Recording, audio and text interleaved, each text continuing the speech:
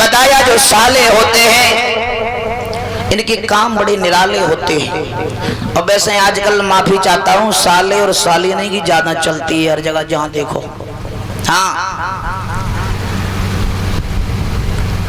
पहले के जमाने में आपने देखा होगा कोई कार्य होता था तो हम और आप बहन भांजी को बुलाते थे पहले, लेकिन अब ना है। अब तो साले और साली 4 दिन पहले से आ जाते हैं और 6 दिन बाद में। हाँ, क्योंकि महाराज बताया जाता है, बात आ गई तो बताएंगे जरूर, क्योंकि बात ही कि पैसा लेते हैं। कि गई बदलते सकी प्रणाली, हुआ देश धर्म से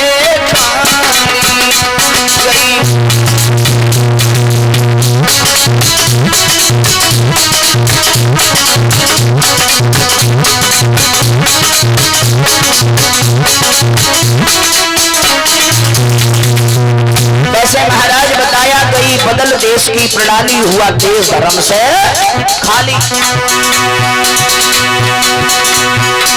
गई बदल देश की प्रणाली, हुआ देश धर्म से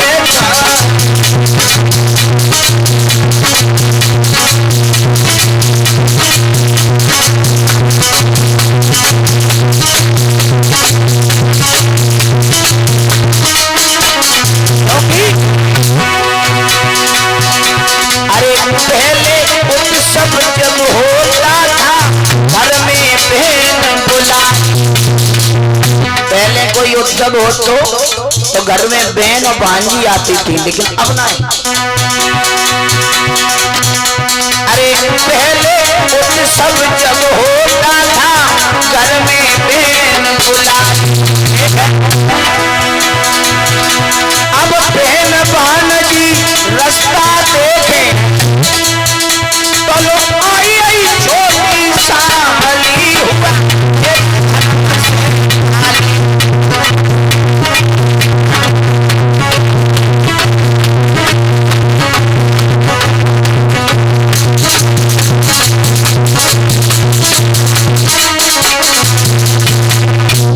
बताया गई बदल देश की प्रणाली, हुआ देश धर्म से। आज महाराज जमाना इतना बदलता चला जा रहा है कि क्योंकि महाराज लिखा भी जाता है, अब साचने की कदर ना है झूठने की सत्कार, पर काऊ को ना लेके देवे ताते का होशियार, और चोर को बतावे साऊ साऊ। महाराज इस कलयुग में बताया महाभारत का युद्ध तो हुआ परीक्षित जी, लेकिन महाभारत का युद्ध एक विद्वान कहता है शकुनी की वजह से हो गया। शकुनी ये धृतराष्ट्र के साले थे शकुनी, और शकुनी क्योंकि महाराज बताया जिस घर में साला रहता है उसका गया निकल दिवाला है, और है नाक में दम बहनोइन के सालिन ने गजब। अब ऐसे बुराई नहीं मानना अगर कोई साले हो, इसलिए कि पीढ़ी न दर पीढ़ी कोई ना कोई काऊ को सालो। हाँ हाँ, हम काऊ के तो हमारो कोई, सही बात है जगपति महाराज है, एक दूसरे से रिश्ता है। हाँ, तो महाराज धीरे धीरे बताया जाता है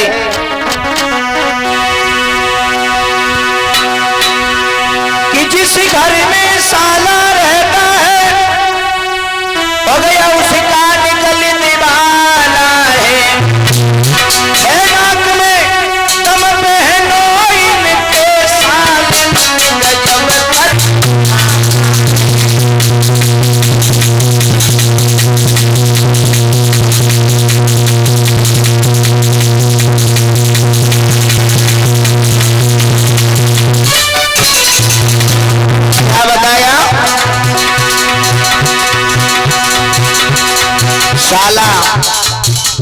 वसुदेव का साला कौन था? कंस। हैं? वसुदेव का साला कंस ही तो था। बहन देवकी और बहनोई वसुदेव को जेल में डलवा दिया, चैन से सोने नहीं दिया। अरे ये भी बात छोड़ो, ये भी बात छोड़ो। और देखो परमाल का साला कौन था? शकुनी। ओ माहिल। परमाल का साला माहिल था। सुनो, परमाल का साला माहिल दिन रात लड़ाई करवाई। अरे बड़े बड़े योद्धा मारे, आला यूदल नहीं मरवाई।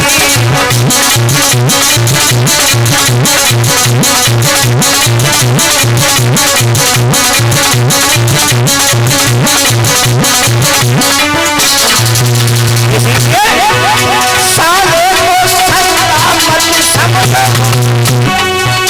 जय समझो गरम मसाला। है ना दम दम चीजों के साले में गजब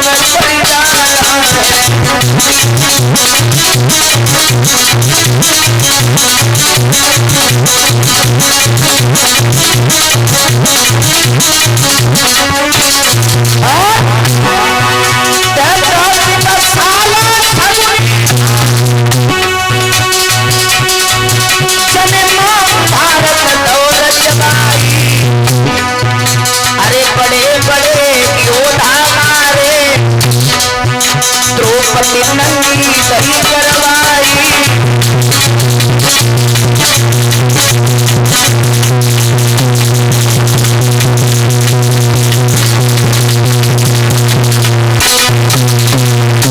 महाराज एक साले ना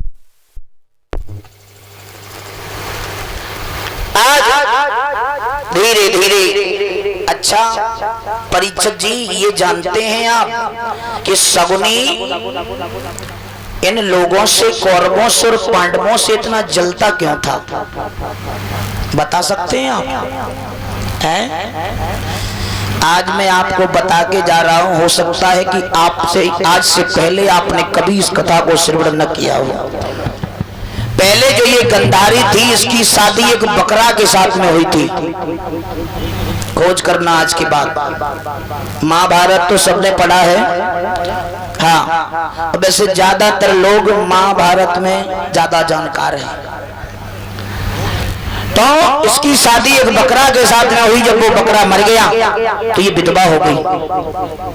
दोबारा से इसकी शादी धृतराष्ट्र के साथ में हुई। तो जब इन लोगों को पता चला तो इसके सारे कुनबा को पकड़ करके जेल में डलवा दिया। जब डलवा दिया तो जब जेल में डलवा दिया तो शकुनी के साथ में काफी लोग थे। शकुनी सबसे छोटा था। तो एक व्यक्ति का खाना दिया जाता था, एक व्यक्ति का। अब एक व्यक्ति का जब खाना मिलेगा तो कितने लोग जीवित रहेंगे? तो जितना भी खाना मिलता था वो खाना सब शकुनी को खिला देते थे। धीरे धीरे सब लोगों की मृत्यु हो गई। जो शकुनी के पिता थे जब मरने वाले थे तो ये शकुनी जन्म से लंगड़ा नहीं था। इसके पिता ने इसके पैर पे पैर रख करके इसका पैर तोड़ दिया। ये कहा जब भी तुम चलोगे तो तुम्हें हमारी याद आएगी। जब इसका पैर तोड़ दिया उसी दिन से शकुनी इनका दुश्मन बन गया।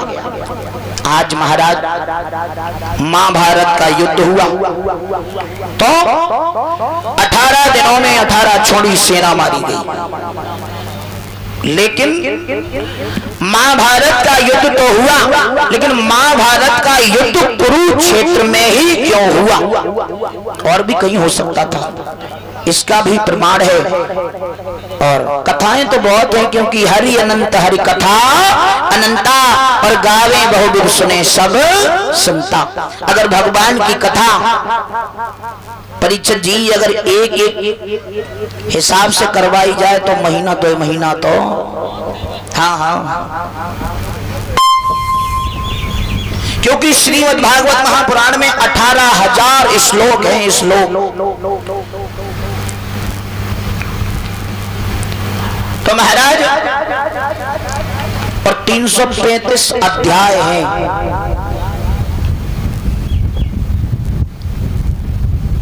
तो बताया एक बार की बात है कि जो सिरबड़ कुमार थे, सिरबड़ कुमार के माता पिता का नाम था उद्यालक मुनि और मैया चंद्रकला। एक दिन ये घूमते हुए जा रहे थे, जब इनकी पत्नी ने, तो जानते हो आप खटा महेरी बनाई जाती पहले, कितने लोग जानते हैं? हाथ खड़ा करना। हाँ, आजकल नए, हमारी दादी जब हम छोटे होते तब बनाती थी। तो महाराज सिरबड़ कुमार के लिए उसने खीर बना दी और माता पिता के लिए खटा महेरी बना दी, लेकिन थाली चेंज हो गई। सिरबड़ कुमार के पास में जब आई, सिरबड़ कुमार ने सोचा बाजी वाह, ये हमारी माता पिता के साथ में दुर्भार करती है। उसी समय आज, क्योंकि महाराज जब सीता जी की शादी हुई थी, सीता जी की थोड़ी देर के लिए बात आ गई, तो दशरथ जी ने कौशल्या से ये कहा था कि बहू लड़किनी पर घर आई और राखो नैन पलकी नहीं। जैसे दोनों नेत्रों की रक्षा पलक करते हैं, जैसे कोई भी चीज आती है तो पलक पहले ही झपक जाते हैं। क्या कहा कि बहू लड़किनी पर घर आई और राखो नैन पलकी नहीं। ऐसे नैनों की रक्षा पलक करते हैं। अब सीता जी तो ये कहा, लेकिन आजकल सुनाए हैं, आजकल तो बे आई और सासू माँ ने जैसे ही करैया छुपाई परीक्षित जी, और जैसे बेचारी बिटिया अगर नाए कछु कर पात है और रोटी धो के उसे जल गई अगर, तो भी फिर जन आए कहें कि कोई बात नहीं, आई है 4-6 दिना में सीख ली है। ऐसो कछु ना अपनी बिटिया के ऊपर चाहे 5-5 किलो घी फैल जाए तो कछु ना कहे मेरी बिटिया है। और दूसरे की रोटी अगर धीरे से जल गई तो द्वारे बजे और पड़ोसन जिज्जित के जिज्जी फुअरिया आई। हम सोचते कि हमारे आंगन में एक ही लड़का है और सीता जैसी बहू मिले। अब सीता जैसी बहू के लिए तुम्हें क्या बनना पड़ेगा? कौशल्या। और तुम्हारे पुत्र को राम बनना पड़ेगा। अब तुम धरी और मंथरा, तो सीता जैसी बहू कहां से मिल जाए? भाई किसी की लड़की अगर आई है तो उसे अपने हिसाब से रखो, अपने हिसाब से ढालो। अब तुम वो चाबी को गुच्छा तुम पे छोड़ो ना जाए रहो। देखिए जब हम और आप किसी को एक लड़की देते हैं तब दूसरी लड़की हमें मिलती है। हम यही सोचे कि वो लड़की हमारी चली गई तो ये, लेकिन ऐसा नहीं है, वो हमारी लड़की थी, ये बहू है।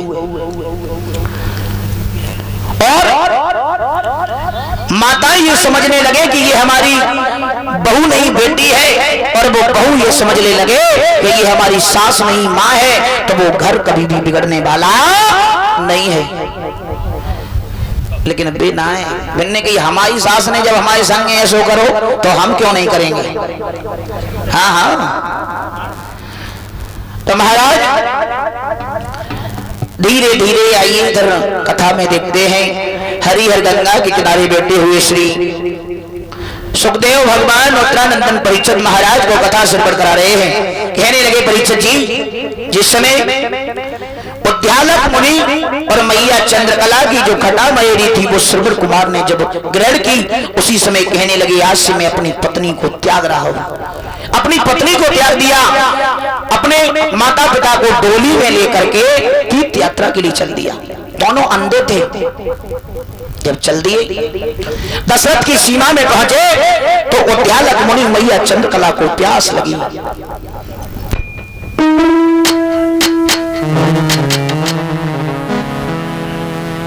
प्यास लगी? कहने लगी बेटा मुझे प्यास लग रही है।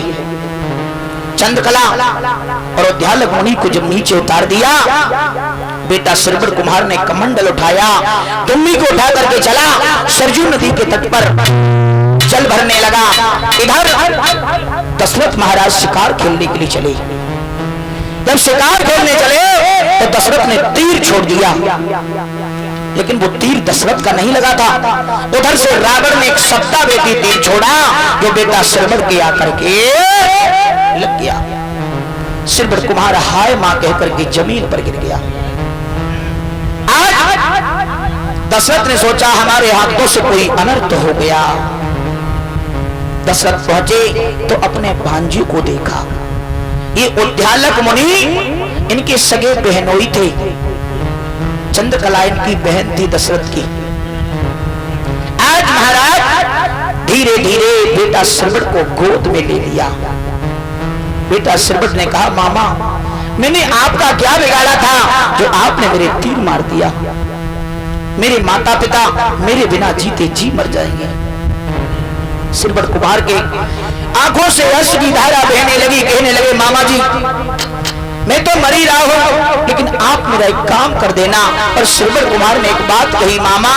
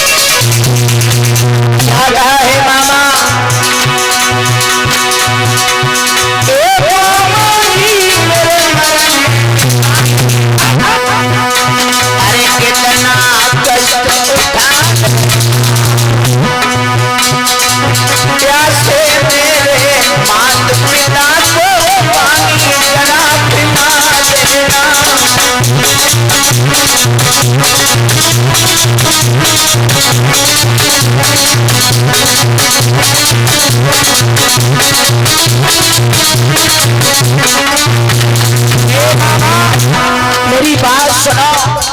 अगर मेरे पिता पूछे मैया पूछे तो मेरी बात सुनो मामा। अरे पिताजी पूछे लला,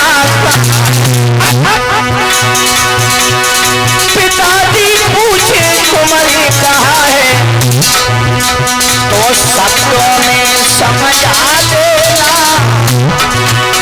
मेरी मैया पूछे तुम्हारी कहाँ तो चलना गीत बुझा देना।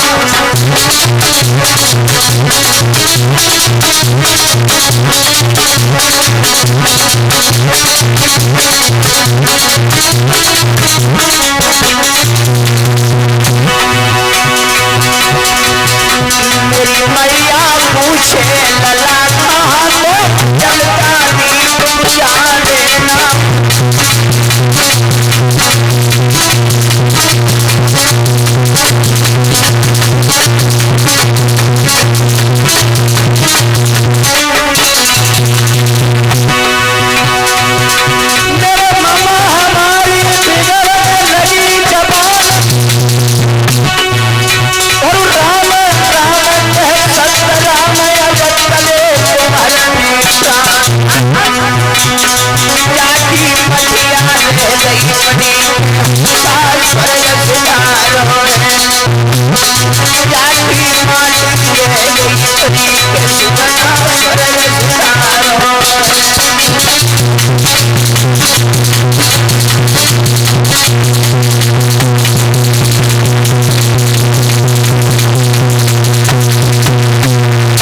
आज महाराज उसी समय श्रवण कुमार का सिर एक तरफ लग गया।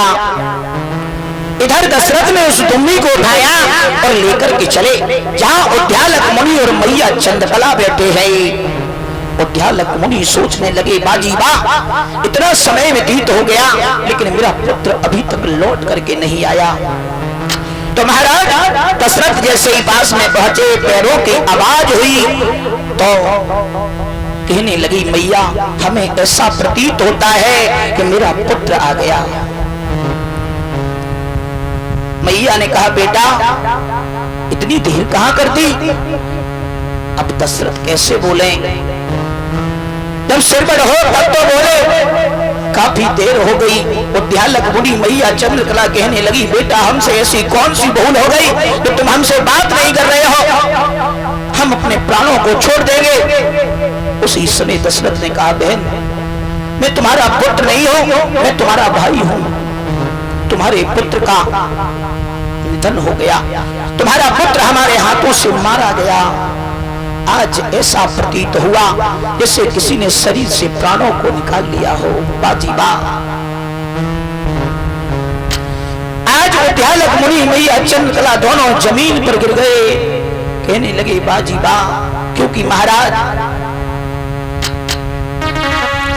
परम पूजनीय गुरुदेव रविंद्र कुमार शास्त्री जी गाया करते हैं,